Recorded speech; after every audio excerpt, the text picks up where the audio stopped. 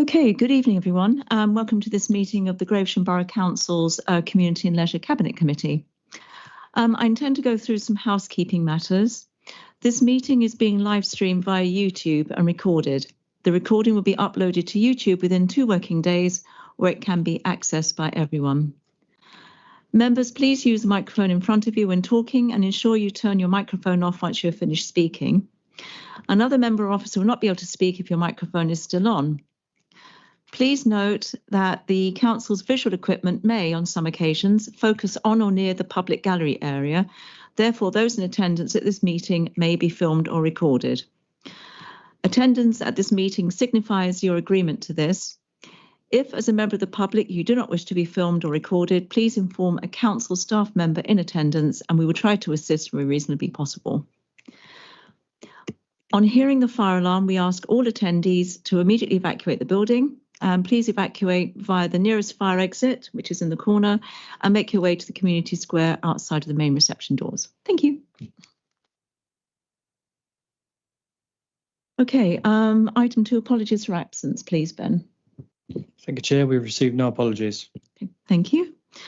Okay, minutes of the previous meeting held on the 13th of January. Are we all in agreement? Thank you. I'll go ahead and sign those. Thank you. Declarations of interest. Okay, thank you. And the next item to consider whether any items in Part A of the agenda should be considered in private or those, if any, in Part B in public. There are none. Okay, thank you. Okay, that takes us then to the first presentation, Michael, and that's the Woodville Activities Update. Thank you.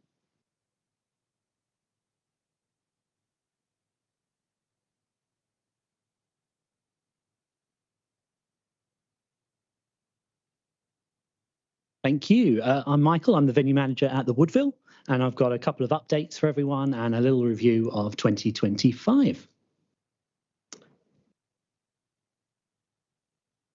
So last year, 2025, we had 175 shows. They were taken on as a hire or a contract.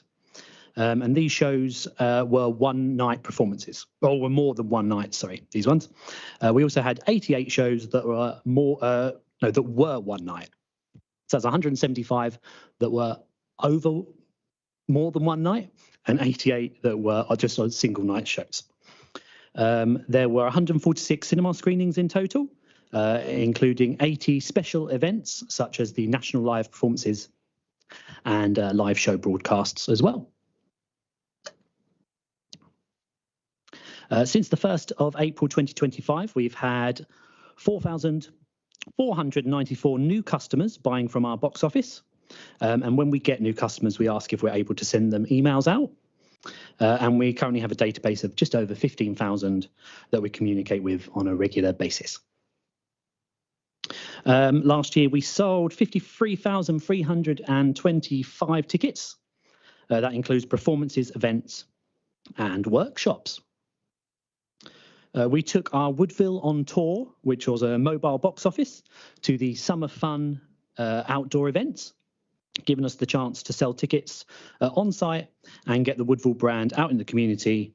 And we're planning on repeating this again for the 2026 season.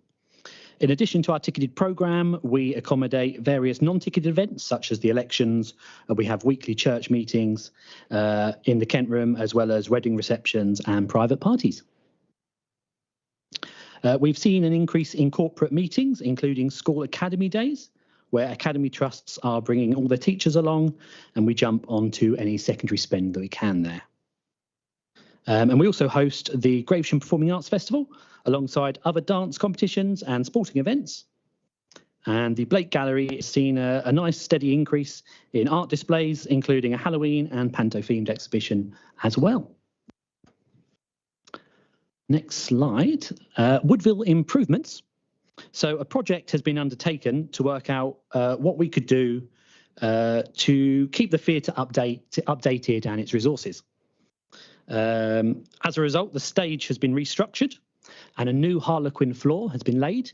If you have a look at the pictures, we have a band pit there's not many shows coming that, or if any, that want a band pit anymore. So the decision was made to basically reduce slip hazards and trip hazards and go straight across and make it a linear surface. The room still exists if we need to use it, but now we have a nice solid stage. And a new PA system has been installed in the foyer, aiding in music and in announcements. The Kent room is also having a refit, including new curtains, side cushions, as well as some cosmetic maintenance, including a repaint and new furniture. So on to Panto. Half our annual income actually comes from the pantomime season, including ticket sales and secondary spend. We had 54 performances, which sold 19,643 tickets. Out of that, we received 387,000 views on social media sites, including Facebook, Instagram. We engaged with 20 schools during our Panto season. A fun one there, we sold 5,455 ice creams during the Panto run. And we've already sold 1,500 tickets, or just over 1,500 tickets for this year's Panto, The Wizard of Oz. Tickets are on sale now. We have some exciting news with last year's Panto, which I cannot announce yet because it's on embargo. But if you watch our socials for the end of the week, hopefully you'll find out then. On to my next point. We've started sending out emails via MailChimp for any patrons that have seen the performance. So after the performance, we ask for a review as well as any comments or suggestions they may have. And we currently rated 4.5 stars out of 5 on Google. And if you want to see any of those reviews, by all means, pop onto Google and type in the Woodville. A few future projects now. I've got a very short video to show you.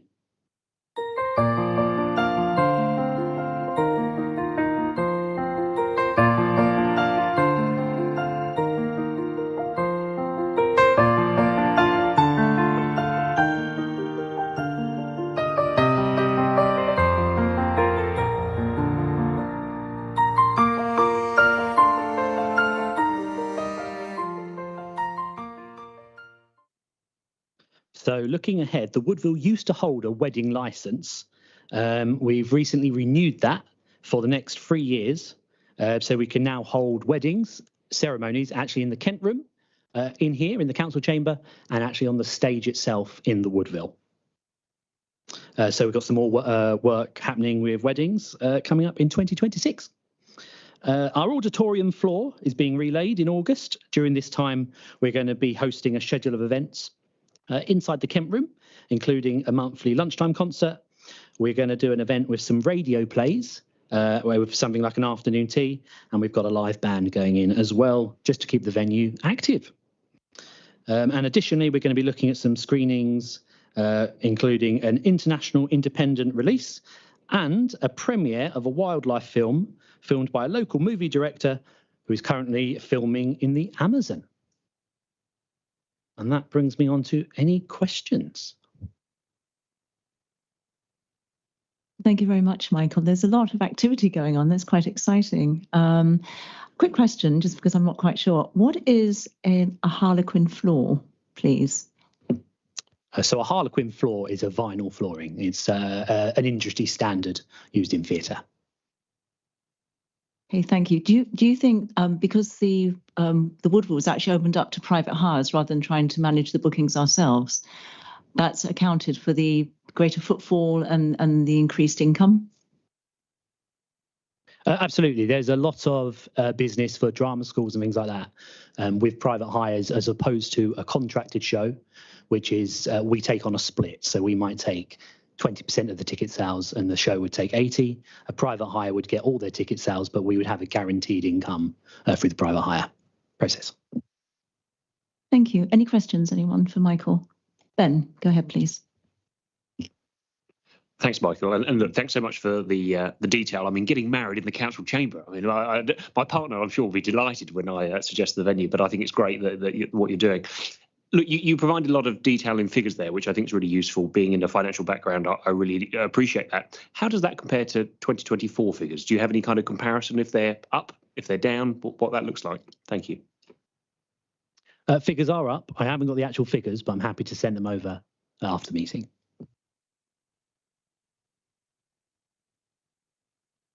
Thank you. Ectovine. Thanks, Chair. Thank you for the information. Really great. Again, just asking about weddings, you say that you've renewed the licence so that it can happen in the Kent Room. What's the capacity currently? And are we finding that with the trend of, micro weddings, etc., are we finding that a lot of dry hire is happening as opposed to all-inclusive packages if we are doing such a thing at the minute? Thank you. So we are still doing wedding parties, which is just a basic dry hire of the venue. But the wedding ceremonies we can do in the Kent Room are going to be, we can do up to 80 in the Kent Room. I think the council chamber is up to 100 and up to 300 in the auditorium. And that's going to be more of a package. And I can, again, get those details out to you once we've got those. Thanks, Michael. Thanks, Ectovine. Gary. Thank you, Michael. That was fascinating because I always loved all the story about the Woodfield Hall because I would actually board a Brent Gravesend, so I remember all the changes and all the things that happened in the past decade or so. So it's so exciting to have something that the community can share. And I find that very important for me because I'm not sure if that is the case. Do you actually think about helping access for disabled people, but people with wheelchairs or mobility? Has there been investment in helping those with mobility problems to be able to use the venue just like everybody else? Thank you. So we have closed caption screenings for the cinema. We can't currently do descriptive performances, but that's being looked into. And access, we have flat floor access via either the lift or via the secret garden straight into the auditorium. Does that answer your question? No, I just thought because there'd been a lot of investment in the whole place, and I just wondered if we actually found ways or avenues to improve access, so to speak, for people with mobility issues. So it's a wonderful thing to invest in. The Harlequin, I couldn't work out what that was, but as it is, it has a function for the community, for all parts of our community. So it will be, that's why I'm asking this very question, that to ensure that every part of our community has equal access to all these wonderful events. Yeah, we give everyone access that needs access. Even with Panto, we have many groups that have access needs that come to see the shows. And we're always looking at new investments that we can use.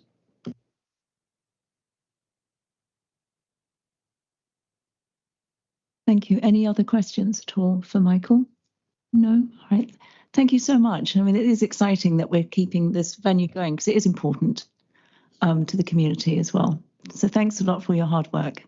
Thanks.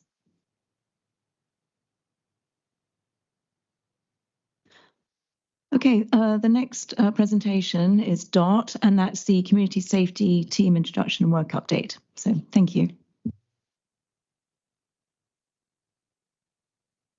Good evening. Thank you very much for having me.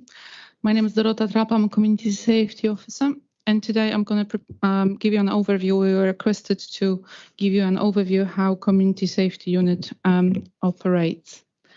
I'm going to present on behalf of my team as they couldn't be here tonight. So the overview of the Community Safety Unit, we are the key responsibility that the Council meets all its legal obligation in respect of community safety. We are the part of the statutory duty of each council. We coordinate strategic activity delivered by the Gravesham Community Safety Partnership, which I'm going to elaborate later. We complete the annual strategic assessment and monitoring performance of CSP activity. produce strategies and action plans that underpin all of the work of the CSP operational groups. We lead responsibility on behalf of the Council for Prevent channel, which covers counter-terrorism and extremism. We are lead responsibility for supporting partners, Kent Police, Metropolitan Police and British Transport Police in tackling serious organised crime, especially because of our geographical location. Management of the Council public space CCTV contracts, attracting external funding to initiate for initiatives and address crime in ASB, and corporate responsibilities, managing budgets, business planning, performance monitoring in respect of the Council's corporate plan, and responding to member and MP inquiries. The Council legal obligations community safety is covered by many acts of law. The first one is Crime and Disorder Act, Police and Justice Act, Counter-Terrorism and Security Act, Anti-Social Behaviour Crime and Policing Act, Modern Slavery, Serious Crime Act, Domestic Abuse Act, and Police Crime Sentencing and Courts Act. So each act gives us a lot of laws that we have to adhere to. I'm not gonna go into details into it, but as they are visible on the screen. And here's the second part of the act.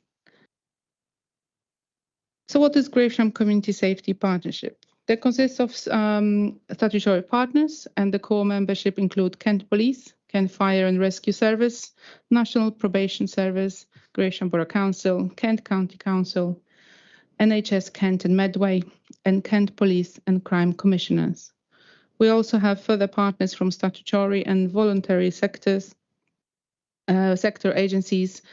They're invited and attend meetings, and many are actively involved in the CSP's operational subgroups.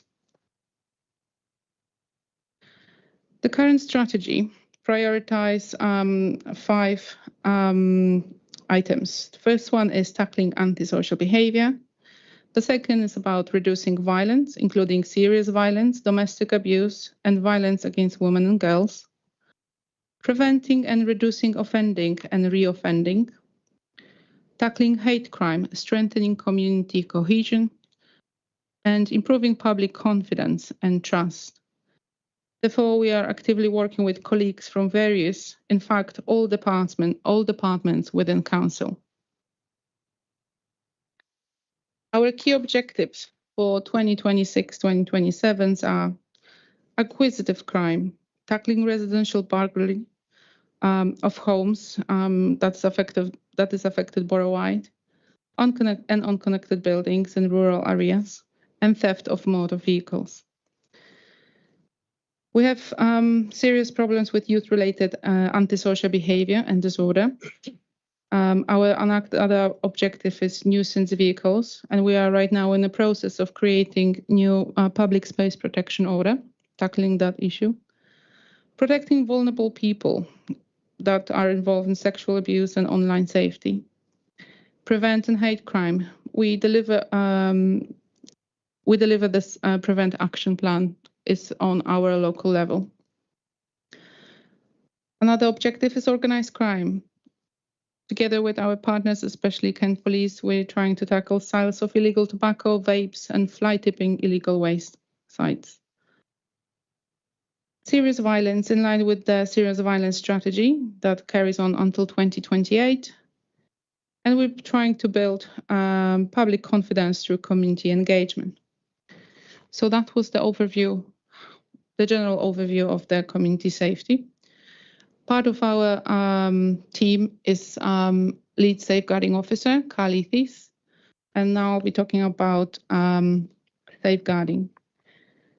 So safeguarding is about protecting people's health, well-being, and right to live free from harm, abuse, or neglect. It is about people and organizations working together to prevent and stop the risk of harm. It is about reporting and sharing information to the appropriate services to address any abuse or neglect. Safeguarding is so broad and can include a number of concerns. As pictured, it's from self-neglect to rape to cuckooing, violence against women and girls, mental health, or online abuse. But almost every case is a mixture of any concern listed above and never one. So the role of safeguarding lead is based in CSU.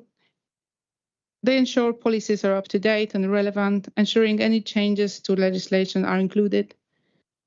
Complete relevant audits for Kent safeguarding child and adults boards, managing safeguarding cases, joint visits regarding safeguarding, and supporting community engagement, as well as ongoing staff training.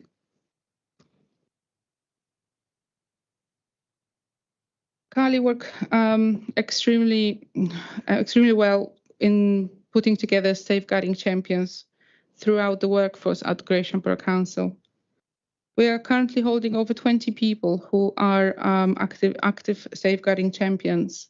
This leaflet actually is a poster for every safeguarding champion within the council to understand who can they contact, and also for all of the employees, who can they contact, and what is the correct procedure of reporting any safeguarding concerns. Street champions they're acting as a single point of contact within each team. So the aim was to create each person with each department. They offer guidance, help in reporting safeguarding issues, and safeguarding champions are meeting bi-monthly, where updates are shared and current concerns or whatever needs to be raised. Recent meeting, it was held just today, highlighting new online trends amongst youth, which are very concerning as well.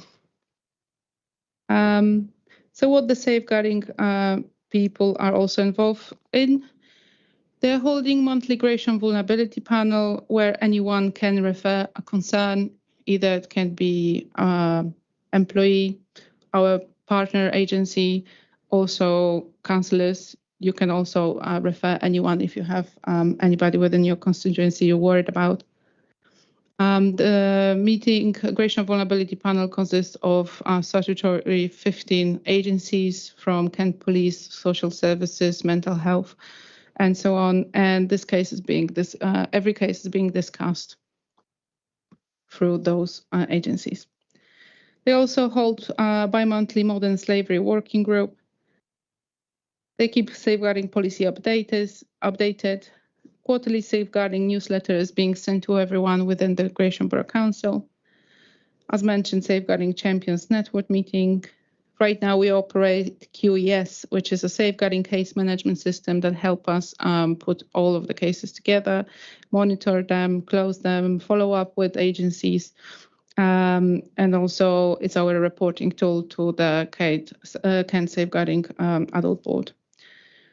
They're continuing to roll out in-person mandatory training, so every new starter received the training, and every 2 years, everybody are being rebriefed, not in a full cup. It's a very long training, it takes 1 day, but every 2 years, everybody are being rebriefed on that as well, and reporting to the appropriate agencies. Safeguarding Hub is available on the intranet for all of the Gravesham Borough Council staff and members, where everybody can find lots of useful information and resources, and also it acts like one-stop shop for everyone. Now I'm going to present information on domestic abuse. Suze Randall is our new domestic abuse and safeguarding officer, and she's been with us since October 2025. In place, we have Gravesham Violence Against Women and Girls and Domestic Abuse Strategy that will be work on this later on this year, with key priorities. The first one is victim prevention and early intervention. That means we're protecting victims from future harm by working with partners to identify secure accommodation and provide victims and their children with support once accommodated. And also we provide a sanctuary scheme for households at risk of domestic abuse and provide enhanced home security measures to enable victims to remain in their own homes, if possible. The second priority is working in partnership to tackle domestic abuse and violence against women and girls. That involves work towards attending Domestic Abuse Housing Alliance accreditation to improve the housing sector's response to domestic abuse through the introduction and adoption of an established set of standards and an accreditation process.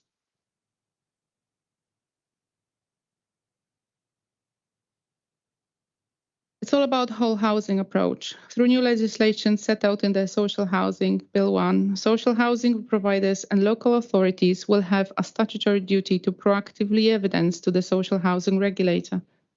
These new duties will build on statutory obligations set out in Domestic Abuse Act 2021 for Tier 1 local authorities to provide support within safe accommodation, to give priority need status to victims made homeless due to domestic abuse, and to maintain secure tenancy status for victims who must flee a secure social tenancy due to domestic abuse.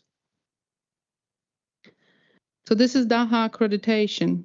So DAHA accreditation is the UK benchmark for how housing providers should respond to domestic abuse in the UK.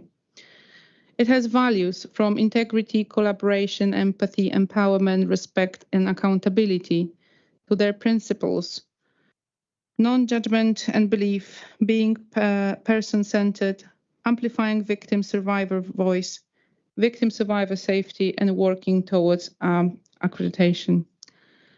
And then there are priority areas. Involve policies and procedures, publicity and awareness raising, partnership and collaboration, safety-led case management, survivor-led support, intersection and anti-racist practice, perpetrator accountability, and staff development and support.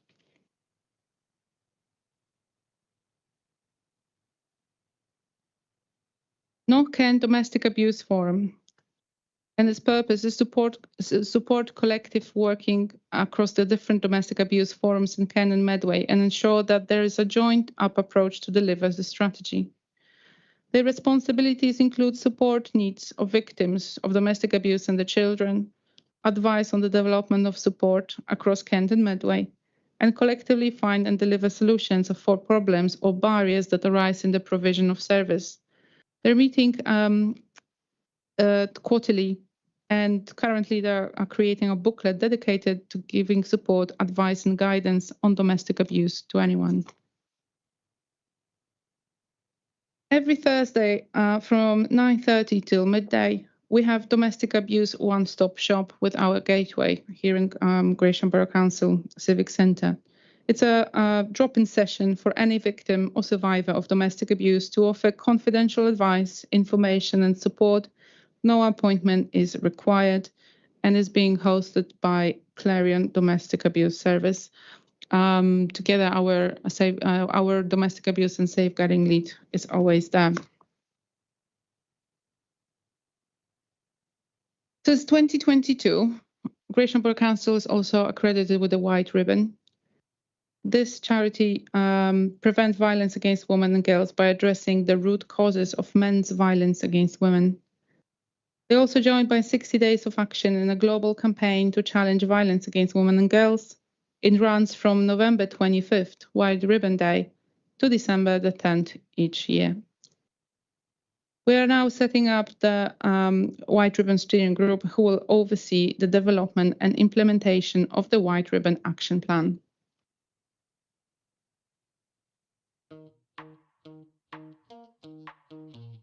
It starts with me. It starts with me.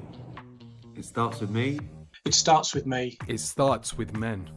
White Ribbon Day on the 25th of November is about men and boys changing harmful attitudes and behaviours to prevent gender-based violence from happening in the first place. When it comes to issues like men's violence against women and girls, we all need to do our part every day to create positive culture change so that women and girls everywhere can live free from the fear of violence. Because violence against women and girls is not only a women's issue. This means being accountable to ourselves and each other by being allies. Accountability means taking responsibility for what you can change. When you see things that are not right or hear things that are not right, having the courage to confront that. Being an ally is about more than just words. It's about action. We can do this in all areas of our lives. At school, for example, it's about challenging restrictive ideas about what it means to be a man or to be a woman. On public transport, showing up as an ally means looking out for harassing and abusive behaviours and knowing how to safely intervene. On a night out or in your local pub, being an ally is about behaving in a way that creates a fun and respectful atmosphere for everyone. At work, being an ally is about using gender-neutral language and being an ambassador for positive culture change. Real change is possible when we all do our part every day to stand up to sexism and inequality. It starts with me. It starts with all of us. Starts with men.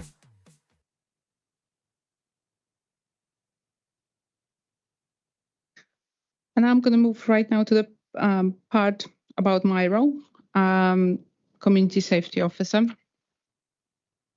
I'm the coordinator, advisor, and CSU single point of contact, where I'm linking statutory agencies together and sharing information. We're doing also internal reporting for various departments, and we are responding to CSU inbox inquiries. I also assist and support manager in project management and overlooking completion of those projects. We're also creating community engagement and awareness raising events, and also have administration duties.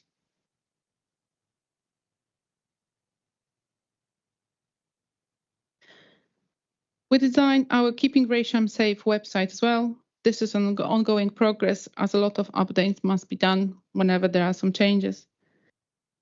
The website is created in an end user-friendly way and has a one-stop shop approach. Also, educational aspect of the website to make sure people are reporting correctly. We're promoting local initiatives and trainings available for public and professionals, and we also include our partners' initiatives. So how to report intelligence to the Community Safety Unit or any reports of antisocial behavior.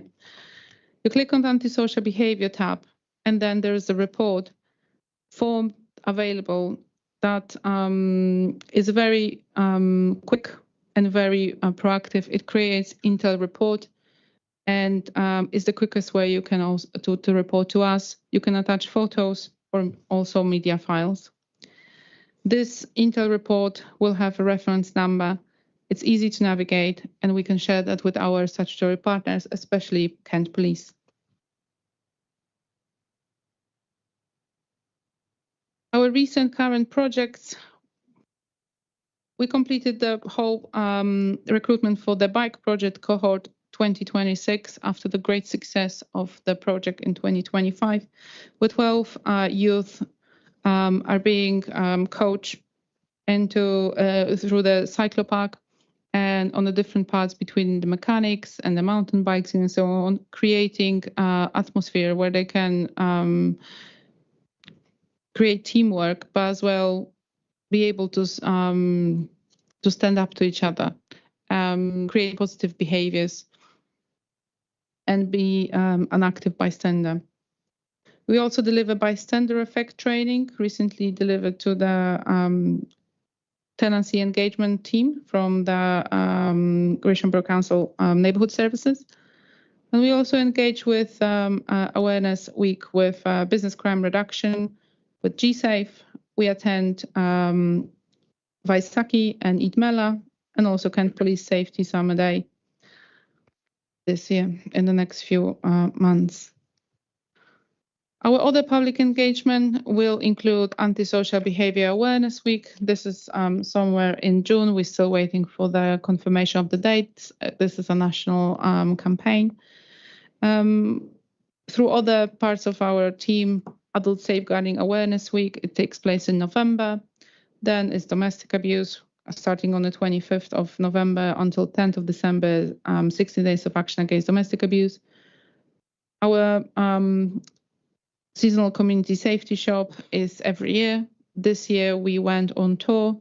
We went across supermarkets. Instead of being in one place, we went around the borough. We went to 4 key supermarkets in town, and the recipient was really, really good.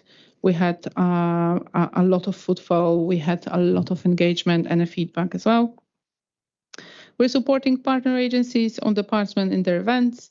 We have pop-up stands in town to mark special days, like, for example, Anti-Slavery Day, and we do a lot of networking. This is how our stalls look like. We try to promote any our partners' offers.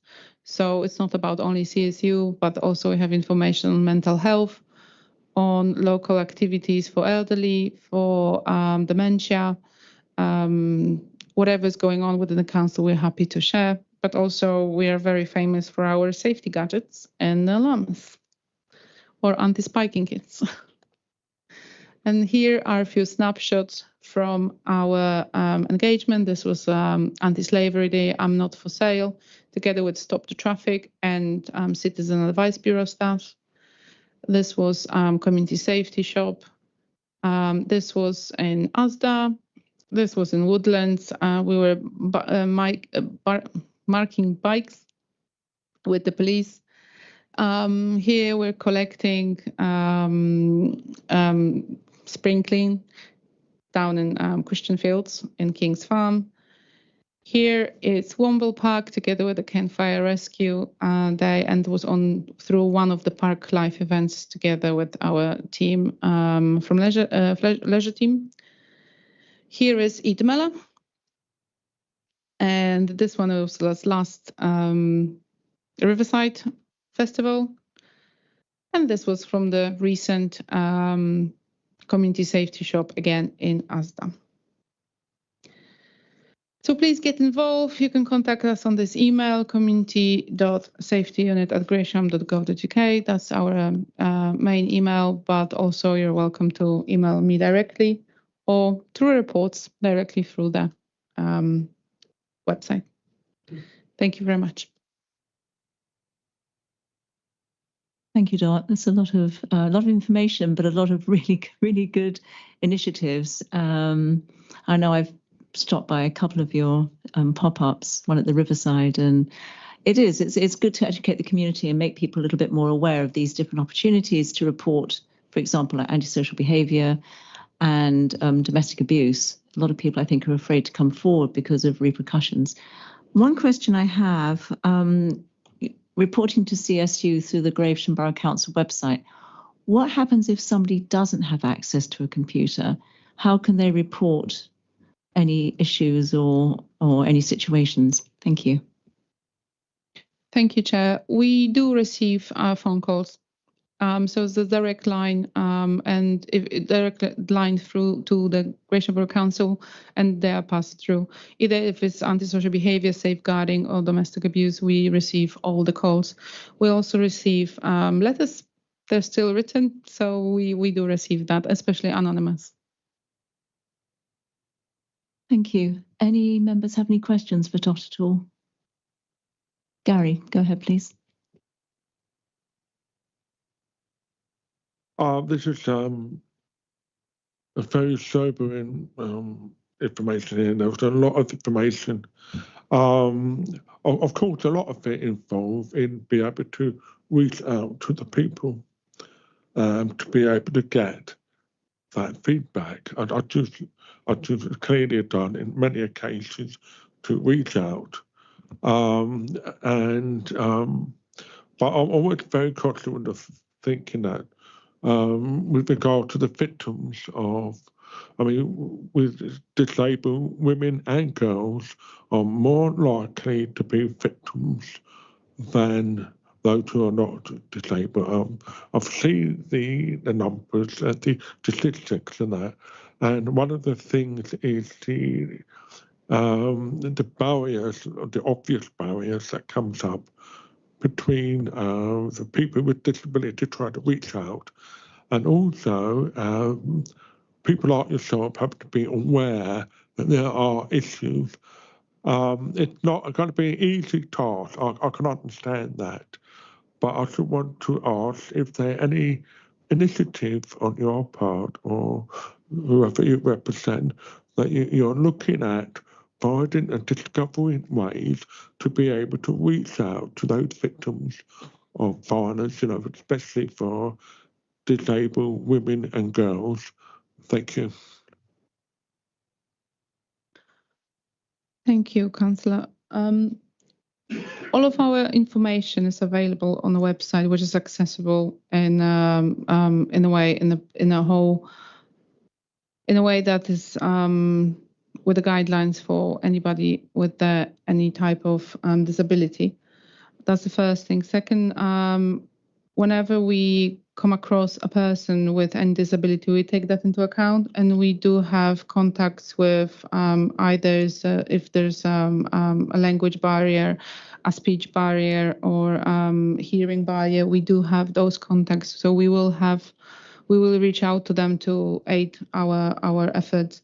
And most likely, whenever there is a victim, it's already in the system. So we will have that information and that support to support that victim.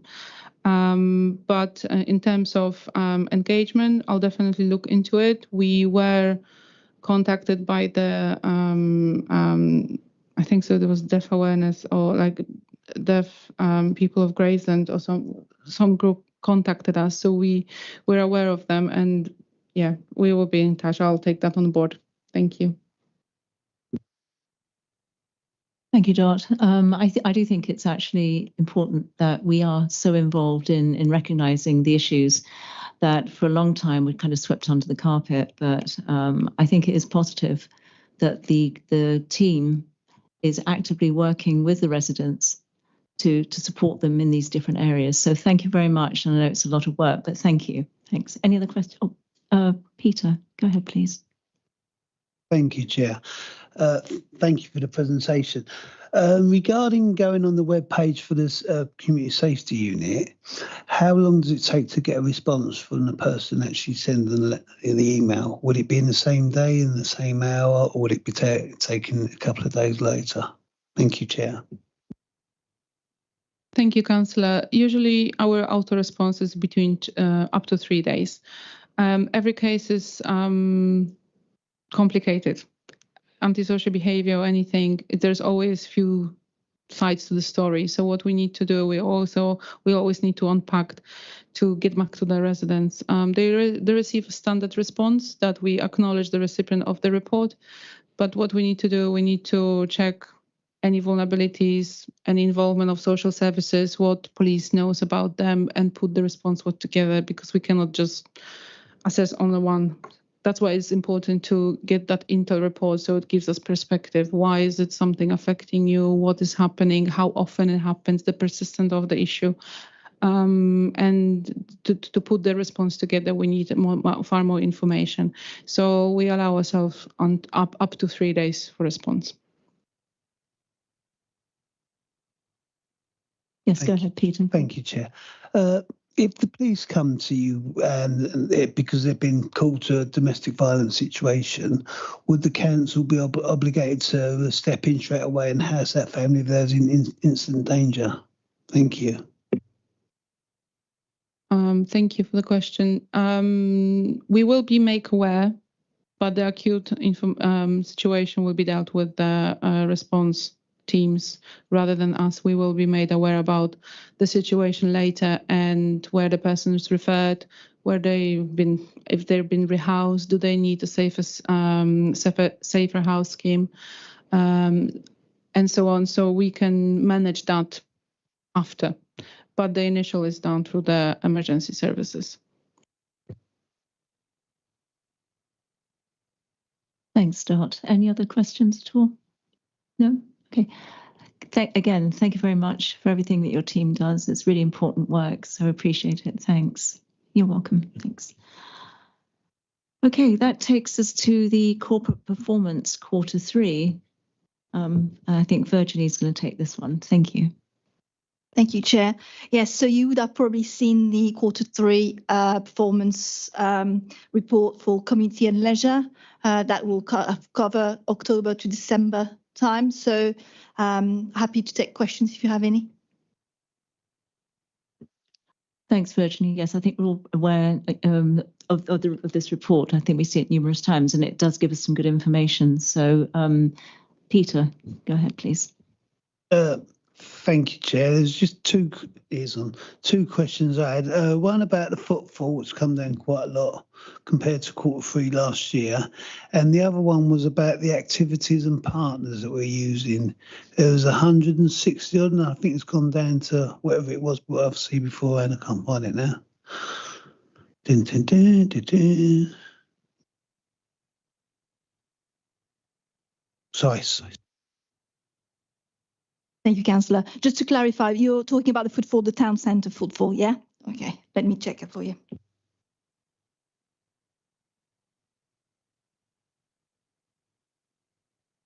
Yeah, and the other one was about the activities that with engagements, which has gone down from 133 to 63.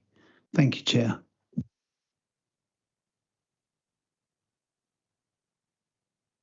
Yes, thank you. So for the footfall, obviously we've had a change. I'll have to check with the town centre manager on that, because we've had a change how we calculate footfalls in the town centre. They've changed the system recently, so there's been a bit of a time to address that. So I will go back to him and ensure that he gets back to you to give you an answer on that. And regarding the engagement, so community engagement, yes, it has been down. However, it's partly due to resources we've had. So we've had one community engagement officer down, but luckily we've got another community engagement officer who started last week. So now we're going to be able to go out more to the different organizations, and we'll be also expanding our reach to the villages, because with the resources we had, we very much concentrated on the town centre. So now our aim is to expand. So going forward, that will hopefully go up again. Thanks, Virginie. Any other questions at all from the report? No. With the antisocial behaviour, we notice that it does go up and down, but I think it's a positive if it goes up. That means people are more comfortable in reporting antisocial behaviour. So that's a figure we do want to see going up. It's not doesn't mean there's more antisocial behaviour going on. It just means people are more comfortable with reporting it. So thank you. Yes, thank you. During the community safety seasonal shops in December, we distributed over 1,000 leaflets to the local residents, and we were in Sainsbury, Asda, Tesco and Morrisons. So we tackle a lot through different demographics and areas. If we see the ASB increase, it's down that people actually pick up the phone and report. And it's important because if they don't report, we don't know what's going on in their area. Thank you, John. Peter, would you like to come back on that? Thank you. Can I just, obviously domestic violence happens. Do we get kind of a feedback if it's like from the police saying, you know, to know the data's working? Like we had a case here where this lady's been domestically abused for the last 10 years, but now she's only just come forward because of the data we're putting out. Do we get any of that kind of information back from the police? Thank you, Chair. Yeah, the data is available in our strategic assessment, so I can share that with you later. Thank you. Any other questions at all? No? Okay. Thanks, Virginie. Thank you. I mean, everything, at least in this particular portfolio, is looking very positive. It's in the numbers, so that's good. Very good. That's everyone's hard work. Thank you. Okay, that takes us to any other business which by reason of special circumstances the opinion should be considered as a matter of urgency. I have been notified of none. And then item 10 is the exclusion. I think we're all familiar with that, so I'm not going to go ahead and read it. It's quite a lengthy paragraph. There aren't any items to be considered in private in Part B. So at 8:20, the meeting is closed. I'd like to thank everybody for their attendance and for anyone that's watching online. So I wish all of you a pleasant evening. So thank you very much. Thanks a lot.